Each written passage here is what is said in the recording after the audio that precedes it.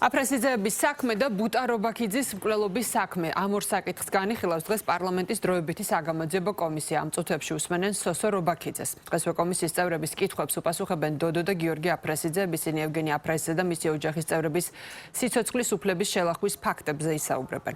სხდომაზე კომისიას გამოძახებული ჰყავს გიორგი ვაშაძე და ნიკანორ მელიაც, თუმცა მათი საჯარო პოზიცია ცნობილია, რომ ისინი კომისიასთან თანამშრომლობას არ აპირებენ. თაბნა ციკლაური პარლამენტში იმყოფება დილიდან და ახლა პირდაპირ ეთერში გვერდება. თაბნა, რა ხდება კომისიის სხდომაზე? დიახ, ლიზა, პირველ რიგში გეტყვით, რომ დღეს დროებითი საგამოძიებო კომისიის სხდომა დაიწყო საათნახევრის დაგვიანებით და ამის მიზეზი იყო სწორედ ის, რომ დღეს პირველ მომხსენებლად კომისიას გამოძახებული ყავდა გიორგი ვაშაძე, რომელსაც ელოდნენ კომისიაზე, რომ ის გამოცხადებული იყო დღევანდელ სხდომაზე, თუმცა ლოდინის მიუხედავად ვაშაძე არ გამოჩენილა საკანონმდებლო ორგანოში. შესაბამისად, მას შემდეგ რაც დაიწყო კომისიის სხდომა, პირველი საკითხი დღის წესრიგში დააყენა კომისიის თავმჯდომარემ სწორედ გიორგი ვაშაძის საქმის მთავარ პროკურატურაშთვის გადაგზავნა და კენჭისყრის შედეგად მიიღეს გადაწყვეტილება კომისიის წევრებმა, რომ ეს საქმე ახლა უკვე გიორგი ვაშაძის საკითხი გადაეგზავნება სწორედ მთავარ საგამოძიებო უწყებას. შესაძლოა დღის განმავლობაში იგივე გადაწყვეტილება მიიღონ დროებითი საგამოძიებო კომისიის წევრებმა ნიკა მელიასთან დაკავშირებითაც, ვინაიდან დღეს ისიც ყავთ გამოძახებული კომისიის წევრებს. დაბარებული კომისიის წინა გახსნა სხდომის საჯაროდ შეგვიყონდა იმ მიზეზიდან გამომდინარე, რომ პირველი პირი, ვინც ახსნა განმარტებისთვის გახვდათ დაბარებული კომისიის წინაშე, იყო ბატონი გიორგი ვაშაძე, რომელიც 10 საათზე იყო მოწვეული. ახლა როგორც ყველა ხედავთ 12-ის ნახევარია. მისთვის პროცედურულად აბსოლუტურად ცალსახად იყო ცნობილი, რომ ის დღეს კომისიის წინაშე უნდა გამოცხადებულიყო 10 საათზე. აბსოლუტურად ყველა პარამეტრით გონივრული დრო არის გასული მას მერე, რაც ის უნდა გამოცხადებულიყო სხდომაზე და არ გამოცხადდა. დოკუმენტურად დადასტურებულია, რომ მან იცოდა, რომ დაბარებული იყო კონკრეტულ დღეს კონკრეტულ საათზე, მაგრამ როგორც ხედავთ, საათნახევარია გასული და ის არ მობრძანებულა. შესაბამისად, ვაყენებ კენჭისყრაზე საკითხს, რომ გიორგი ვაშაძის საქმე სისხლის სამართლის კოდექსის 349 მუხლის სავარაუდო დარღვევასთან დაკავშირებით გადაეგზავნოს საქართველოს პროკურატურას, ვინ არის მომხრე. სამდივნოს ვთხოვ, რომ შეკრიბოს, თავი მოუყაროს იმ დოკუმენტებს, რომელიც ამასთან დაკავშირებით არსებობს და დღესვე გადაიგზავნოს სამუშაო დღის ბოლომდე ეს საქმე პროკურატურაში. ასევე დღეს სხდომაზე დაბარებულია ბატონი ნიკა მელია და მე მას მოვუწოდებ, რომ მობრძანდეს სხდომაზე, რის წინააღმდეგ შემთხვევაში ჩვენ მოგვიწევს იგივე გადაწყვეტილება მივიღოთ, რაც სულ ახლახან მივიღეთ ბატონი გიორგი ვაშაძის შემთხვევაში.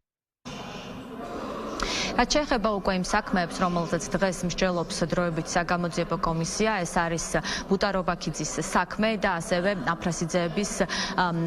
საქმე. პირველ ეტაპზე დაიწყეს სწორედ ბუტა რობაქიძის საქმის განხილვით და ამ შემთხვევაში მთავარი მომხსენებელი ამ საკითხზე უკვე არის ბუტა რობაქიძის მამა სოსო რობაქიძე. სოსო რობაქიძემ გაიხსენა სწორედ კონკრეტული დეტალები და ისაუბრა გამოძიებასთან დაკავშირებით, რომელიც მისი თქმით თითქოს და ჩატარდა 2012 წლამდე ამ საკითხთან დაკავშირებით და ამ ნაწილში საუბრობს სწორედ სოსო რობაქიძე, რომ მნიშვნელოვანია მოხდეს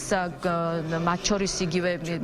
როდესაც საუბარი არის გამოძიების ნაწილში პატრული ინსპექტორ ფაშალეიშვილის მსჯავრთან დაკავშირებით,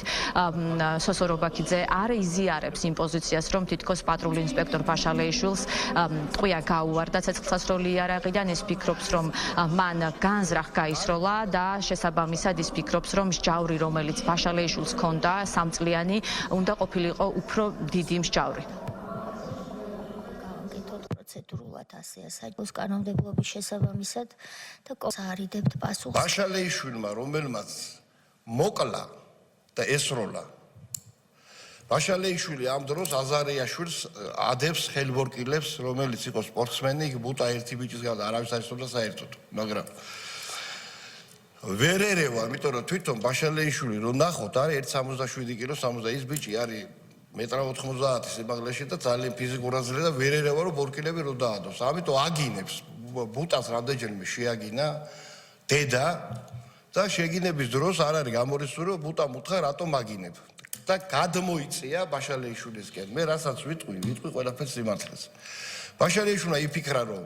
სიტყვით თქვათ მიდიოდა ამას ვერ ერეოდა და რა ქვია ამ დროს ბუტა დევს ხელაწეული მანქანაზე უდევს ხელები გაანეიტრალა მოკლა ცვირით არის დაცემული 35 წუთი ბავშვი იყო ცოცხალი მაიზერ ლიპარტელიანი რომელიც იყო ოცეულის უფროსი მაშინ პატრული ბენზინს ასხავდა მანქანაში კარანგო იყო ესეთი ბენზინის გალოკა მე მივედი 25 წუთის შემდეგ და ბავშვმა ხელი დამახმარა შემოტრია რომ გადმოვატრიალეო მე დაუძახეს და უთხრეს შენ თუ არ დაწერე ხარ რომ გამივარდა შენ მიდიხარ 15-დან 20 წლამდე ჩვენ ყველა ვიღუპებით 2 წელი კაცი პოლიციაში მუშაობდა რომელმაც განზრახესულა და მოკლა ეს რაც გავარდნა წერი ეს არის ნაცების გაყალბებული გამოძიება 2006 წელს მამაჩემი იყო დაზარალებული და დანარჩენ საქმეში მე ვარ დაზარალებული ყველაში დონაძის მიქაძის და ეხლა მიდის ადეიშვილის და ოქრუაშვილის აქაც დაზარალებული მე ვარ და უთხრესო თუ დღეს ჩავარდებითო ბაშავდა ხო მიხეილ სააკაშვილმა მაშინ სანდრო საქმე და ბუტა საქმე სასამართლოში მიდიოდა ერთდროულად ერთ დღეს ერთის რო იყო შეცვალა კანონი შეცვალა 3 თვის განმავლობაში სოზარმა იცის ეგ რომ თუ პოლიციელი ჩვენებას გადათქვამდა არ მიუჯიდნენ არაფერს 3 თვის შემდეგ როცა კი დამთავრდა ბუტას და სასამართლო ისევ ეს კანონი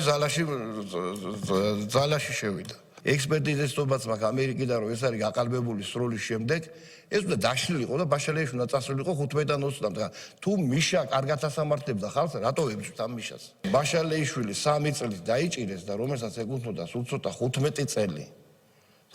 წელი ხო ეს ამას ქვია ახალი გარემოება რომლის დროსაც საქმე შეიძლება დაიშალოს და მე ხელში მეჭირა მაგრამ ნუ რატომღაც მოხდა ესე და დავიწყეთ მე 2000 წელს გამოძიებას და სხვათა შორის მინდა გითხრათ რომ ბაშალეიშვილი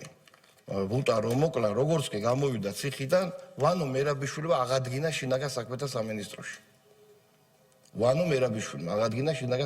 სამინისტროში ოქრუაშვილმა რაც გააკეთა ეს ყველა მიცის მე მეუნება სასამართლოში ოქრუაშვილი რო სოსო ხო იცი შენი შვილის მკვლელი და მოგცე მაგერ იარაღს და მოკალიო მეუნება ხა ამას რო გეტყვის ყოფილი გენერალური პროკურორი ყოფილი თავდაცვის მინისტრი ყოფილი შინაგან საქმეთა მინისტრი ეხლა წარმოგიდგენია ვინ ყავდა მიშას ბატონო სოსო ეს ოქრუაშვილი სად ნახეთ პროცესზე იყო ოქრუაშვილი იყო მოწმედ დაბარებული სასამართლოში ხო და ნახე და სხვათა შორის ქართული ოცნება ხელისუფლებაში ამ დროს და ირაკლი ოქრუაშვილი იყო მოწმედ და იქ გითხრათ რომ იარაღს მოგცემ და შენ თვითონ სააკაშვილმა როგორც კი გაიგო რომ პატრულმა მოკლა ადამიანი ადეიშვილის იმ წუთში გააფრთხილა ყველა იმგო ჩემი რეფორმა და პატრონს არ შეეხოს არაფერიო უთხრა პირდაპირ და რაც გინდათ მაგალითად ლევან გვაზავამ რომელმაც ზურაბ ბაქრაძე იყო მაშინ კრიმინალური პოლიციის უფროსი უთხრა რომ გაავსე იქაურობა იარაღით ლევან გვაზავამ და ბაქრაძემ ჩაუდო ერთ-ერთ ბავშვ ჯიბეში ლიმონკა გახეული ქონდა ჯიბე და თავში შეარტყა დედაში აგინა დედა არ აყავს ჯიბე რო დაგიეროსო კიდევ ერთი საქმე, რომელზეც დღეს იმსჯელებს დროებით საგამოძიებო კომისია, ეს არის გახმაურებული საქმე ასევე აფრასიძეების საქმე, კონკრეტულად კი საუბარია ევგენი აფრასიძისა და მისი ოჯახის წევრების სიცოცხლის უფლების ხელყოფასთან დაკავშირებით და ამ საქმესთან დაკავშირებით უკვე კომისია გეგმავს, რომ გამოკითხოს დოდო და გიორგი აფრასიძეები.